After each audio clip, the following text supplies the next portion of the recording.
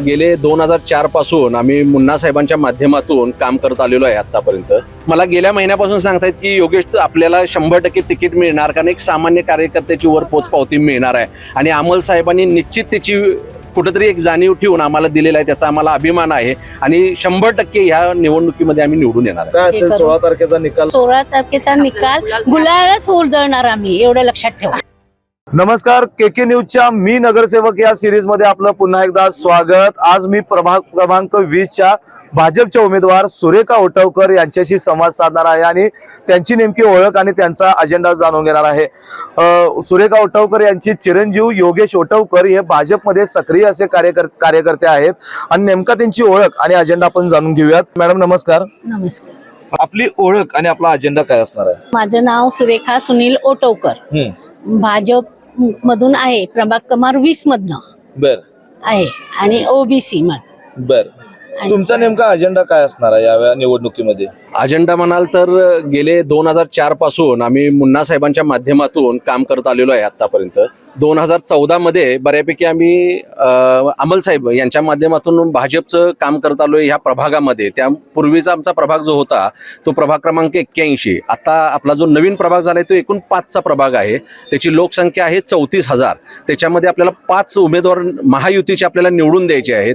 त्याच्यामध्ये माझ्या आईंचा म्हणजे सुरेखा ओटवकर यांचा प्रभाग क्रमांक 20 मध्ये ओबीसी प्रवर्गातून आपली उमेदवारी जाहीर झालेली आहे। याच्यासाठी मुन्ना साहेब असतील, आमचे अमल साहेब असतील, चंद्रकांत दादा असतील, त्याच्यानंतर महेश जाधव असतील, विजय जाधव साहेब असतील, तर सर्व नेत्यांचे मी आभार मानतो की त्यांनी एक सामान्य कार्यकर्त्याला ताकद देण्याचं काम केलेलं आहे। नाहीतर धनशक्ती विरुद्ध एक सामान्य कार्यकर्ता म्हणून ही अशी लढत निश्चित होणार आहे, कारण जी माझी लढत आहे ही निश्चितच एक सर्वसामान्यांसाठी प्रेरणादायी घडणार आहे। माझा जर परिचय म्हणला तर मी संयुक्त बालादूत मित्रमंडळ यांच्या मार्फत मी आतापर्यंत काम करत आलेलो आहे। मग कोरोना काळामध्ये असेल सॅनिटायझर वाटप असेल, किंवा जर समजा कोणाला कोरोना झाला असेल तर त्यांना ऍडमिट करणे असेल, महापुरामध्ये असेल, किंवा समजा पानपोईच्या संदर्भात असेल, गणपती विसर्जन कुंड असतील आमचे, किंवा इतर भरपूर आम्ही रक्तदान शिबिर वगैरे घेतो। मंडळाच्या माध्यमातून आम्ही छोटे मोठे कार्यक्रम चांगल्या पद्धतीने घेतोय।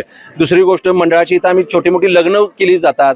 आता इथून आमचा जो फुलेवाडी रिंग रोड जो परिसर आहे, जर तसं म्हणलं तर श्रीलॉन पासून आपला हा जो भाग 81 आणि 80 मध्ये विरोधकांनी आम्हाला एकही उमेदवार दिलेला नाही आहे। याचा अर्थ पूर्वीपासून जसं चालत आलेलं आहे त्याच पद्धतीने ही कुठेतरी चाललेलं आहे की विरोधकांचा एकही इथं उमेदवार नाही आहे, तर सक्षम उमेदवार म्हणून आमच्याकडे बघितलं जाते, सामान्य कुटुंबातला म्हणून बघितलं जाते। तर निश्चित जनता याची पोचपावती म्हणून आम्हाला 26 तारखेला ह्याच ठिकाणी गुलाल खेळण्याची संधी देईल। 16 तारखेला नक्कीच साहेब, तुम्ही आता निवडणुकीच्या रिंगणात आता तुमच्या मातोश्री उतरलेल्या आहात, तुम्ही नेतृत्व या ठिकाणी करत आहात, प्रचार यंत्रणा आपली गती घेतलेली आहे, कसा प्रचाराला प्रतिसाद मिळतोय? आता जर तुम्ही बघितला तर कॅमेरा फिरून जर असं बघितला तर हे जो जनसंपर्क आहे किंवा जनसमूह आहे हा कुठून आपण बोलून आणलेला नाही, तर स्वइच्छेने आलेला आहे। का तर त्यांनाही वाटते की बाबा मला गेल्या महिन्यापासून सांगतायत की योगेश आपल्याला 100% तिकीट मिळणार, कारण एक सामान्य कार्यकर्त्याची वर पोचपावती मिळणार आहे आणि अमल साहेबांनी निश्चित त्याची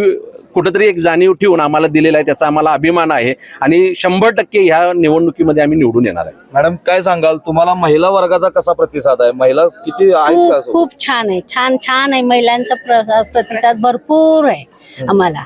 हे आता आलेल्या महिला आहेत, बघाच आता तुम्ही, म्हणजे काय असेल 16 तारखेचा निकाल? 16 तारखेचा निकाल गुलालच उलजळणार आम्ही, एवढं लक्षात ठेवा।